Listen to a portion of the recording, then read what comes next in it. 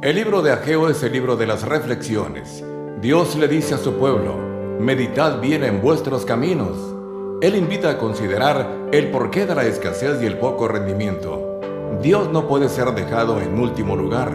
El pasado de fracasos puede ser cambiado tan solo con decidir confiar y hacer lo que Dios requiere, desde este día en adelante.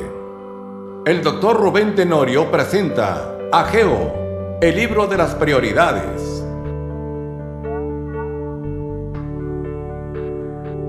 Bienvenidos al estudio de los fundamentos bíblicos de la fidelidad.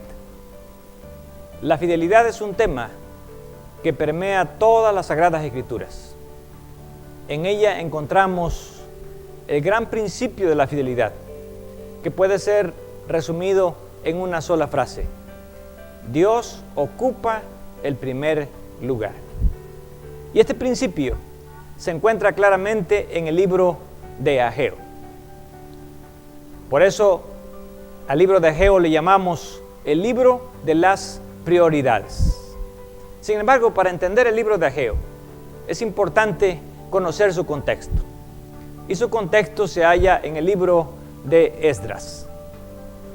La historia comienza cuando el pueblo de Israel, que había estado en el cautiverio por casi 70 años, tenía que regresar a Jerusalén para reconstruir la ciudad y el templo de Dios que había sido destruido.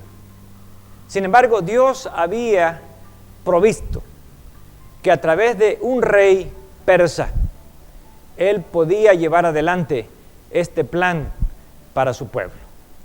Por eso Esdras capítulo 1, versículos 1 al 4 nos dice que eso ocurrió en el primer año de Ciro, rey de Persia, para que se cumpliese la palabra de Jehová por boca de Jeremías. Despertó Jehová el espíritu de Ciro, rey de Persia, el cual hizo pregonar de palabra y también por escrito por todo su reino, diciendo. Es interesante que Dios haya escogido a un rey pagano para cumplir su propósito. Pero también aprendemos que este rey quiso cumplir fielmente el propósito de Dios.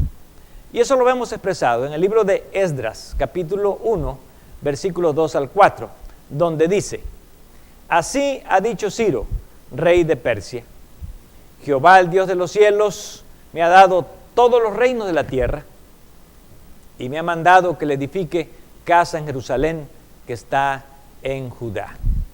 Sin embargo, aunque Ciro era un rey poderoso y era el gobernante de todo un imperio, él solo no podía cumplir con este proyecto que Dios le había encargado. El pueblo de Dios estaba allí cautivo, por lo tanto, él invita al pueblo a unirse al proyecto de Dios. Aquí encontramos algo interesante. Nosotros no podemos solos realizar una gran obra. Tenemos que depender siempre de otras personas que se unan a los planes de Dios.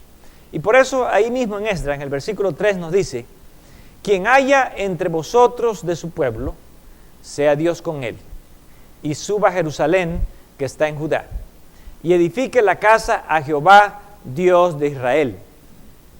Él es el Dios, la cual está en Jerusalén. Así que hay una invitación de Ciro para que muchos se unan al proyecto de la construcción del templo. Y vamos a ver que no solamente él pidió que fueran muchos, sino que aquellos que no podían ir también se uniesen, ayudando con aportaciones para la construcción del templo. Por eso dice el versículo 4: y a todo el que haya quedado en cualquier lugar donde more, ayúdenle los hombres de su lugar con plata, oro, bienes y ganados, además de ofrendas voluntarias para la casa de Dios, la cual está en Jerusalén. Así que aquí vemos algo importante. Algunos pueden trabajar en el proyecto, otros que no pueden trabajar en el proyecto pueden ayudar con sus recursos para que la obra de Dios vaya adelante. Y vamos a ver cómo fue la respuesta del pueblo de Israel que estaba en cautiverio a esta invitación de Ciro.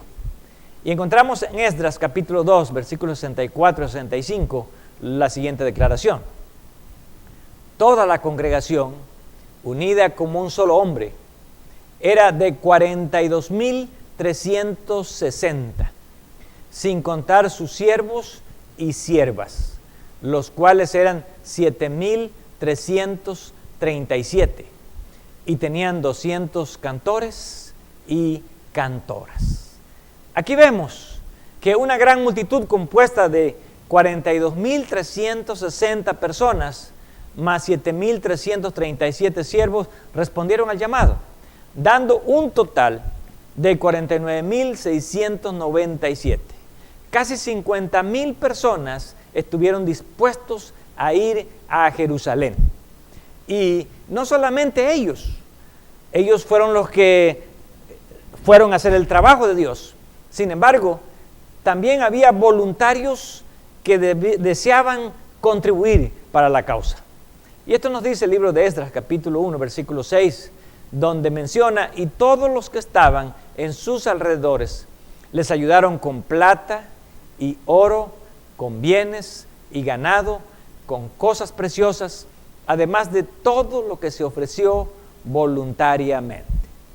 Qué hermoso es cuando las personas, si no están dispuestas a trabajar, están dispuestas a dar sus recursos. Y aquí lo vemos de una manera muy clara en este relato de Esdras.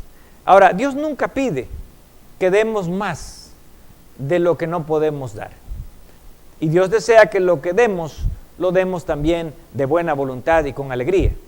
Por eso en Esdras, capítulo 2, versículos 68 y 69, encontramos dos características. Dice, y algunos de los jefes de casas paternas, cuando vinieron a la casa de Jehová que estaba en Jerusalén, hicieron ofrendas voluntarias para la casa de Dios, para reedificarla en su sitio.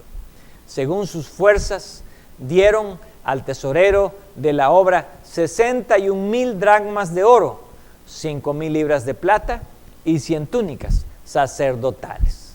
Aquí hay dos características muy importantes. En primer lugar, dice, dieron voluntariamente. Dios no fuerza a nadie a dar. Él espera que todos demos de buena voluntad. Y en segundo lugar, menciona, dieron conforme a sus fuerzas. Dios no espera que demos más de lo que no podemos. Sin embargo, Él desea que estas características caractericen también a las ofrendas en todos los tiempos. Por eso vemos que había un gran entusiasmo. Trabajar para la obra de Dios debe producir un gran entusiasmo, una gran satisfacción. Y esto lo encontramos en Esdras capítulo 3, versículo 10, donde nos dice, y cuando los albañiles del templo de Jehová echaban los cimientos, pusieron a los sacerdotes vestidos de sus ropas y con trompetas, y a los levitas, hijos de Asaf, con címbalos, para que alabasen a Jehová según la ordenanza de David, rey de Israel. Así que la obra de Dios estaba acompañada de alabanza, de gozo. Por eso también Esdras, capítulo 3, versículo 11, declara, y cantaban, alabando y dando gracias a Jehová, y diciendo, porque Él es bueno, porque para siempre es su misericordia sobre Israel. Y todo el pueblo aclamaba con júbilo, alabando a Jehová, porque se echaban los cimientos de la casa de Jehová. No hay duda que trabajar para Dios produce mucho gozo, produce mucha satisfacción y deseos también de alabar. Sin embargo, tenemos que recordar que cada vez que emprendemos, que deseamos hacer la obra de Dios, siempre el enemigo va a poner obstáculos, problemas. Y aquí encontramos que tan pronto comenzaron ellos a edificar, enseguida vinieron los obstáculos. Y el primero que encontramos descrito en el libro de Esdras, capítulo 4, versículo 1 al 4, es la intimidación. Y dice, oyendo los enemigos de Judá y de Benjamín, que los venidos de la cautividad edificaban el templo de Jehová su Dios. Pero el pueblo de la tierra intimidó al pueblo de Judá y lo atemorizó para que no edificara. Algunas personas se desaniman cuando otras personas los atemorizan, los intimidan. Sin embargo, aquí encontramos que estas personas estaban dispuestas a trabajar. Y como no se desanimaron, vino el segundo obstáculo. Y fue buscar, contratar o sobornar personas que estuviesen a cargo de desanimar a los que estaban realizando la obra. Y esto lo encontramos en Esdras, capítulo 4, versículo 5, donde dice: sobornaron además contra ellos a los consejeros para frustrar sus propósitos todo el tiempo de Ciro, rey de Persia, y hasta el reinado de Darío, rey de Persia.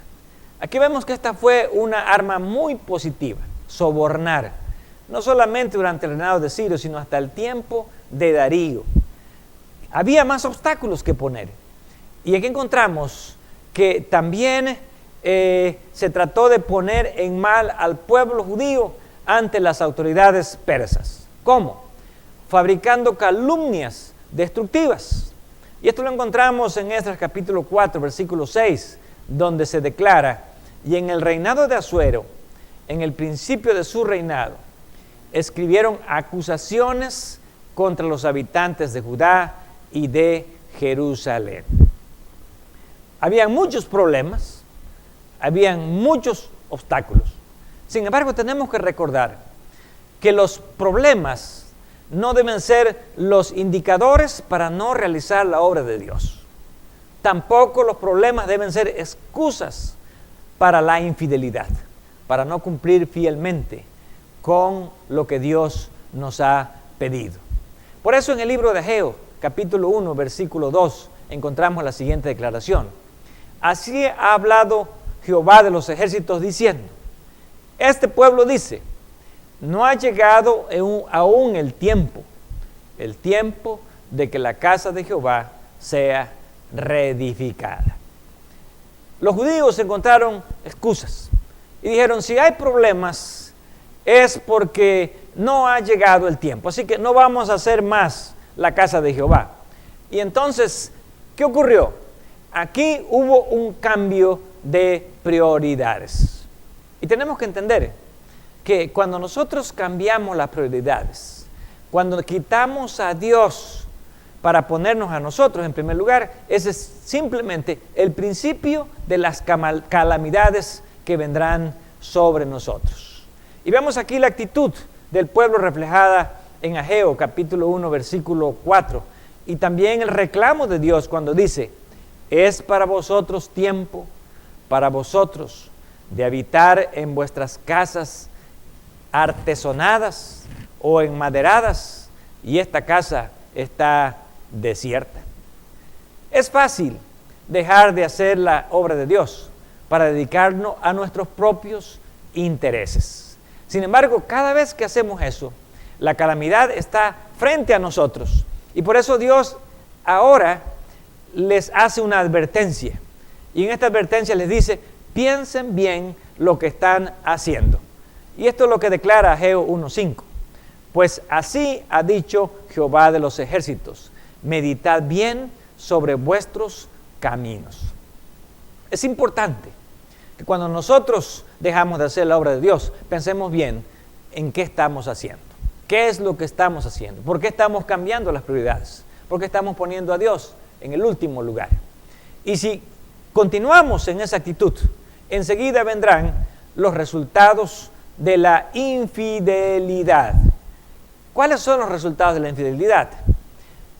Proyectos no realizados, insatisfechos, desprotegidos, trabajos sin beneficios. Y eso lo vemos aquí en la declaración de Ageo, capítulo 1, versículo 6, donde dice: sembráis mucho y recogéis poco. Número 2, coméis y no os saciáis, bebéis y no quedáis satisfechos. Número 3, os vestís y no os calentáis. Y número 4, el que trabaja a jornal recibe su jornal en saco roto. Este versículo expresa 4 consecuencias de la infidelidad. Nuestro trabajo no tendrá la bendición de Dios. nuestros recursos no van a alcanzar.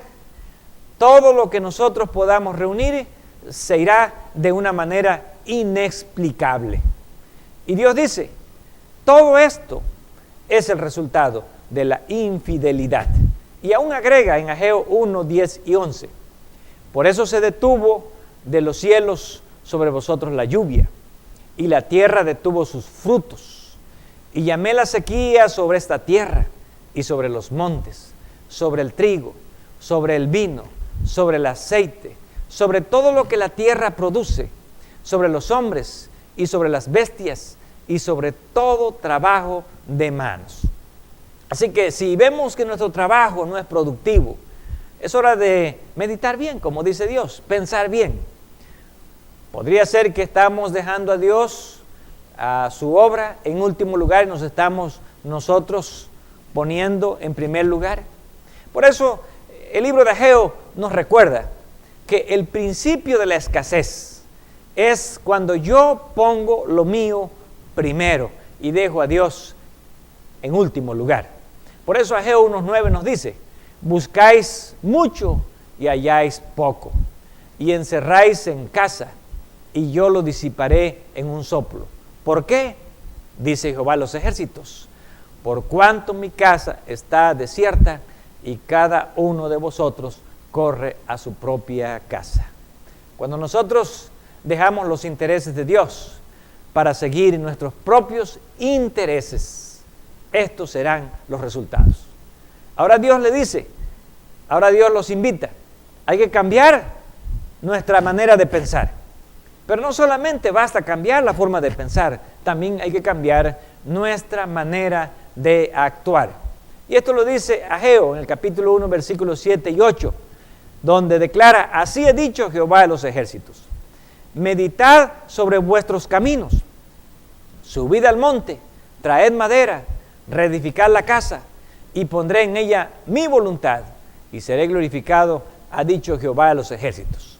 Así que no solamente es cambiar la actitud, sino cambiar nuestras acciones. Dios dice, piensen lo que están haciendo, cambien su actitud y vayan al monte, traigan madera y sigan la reconstrucción de la casa.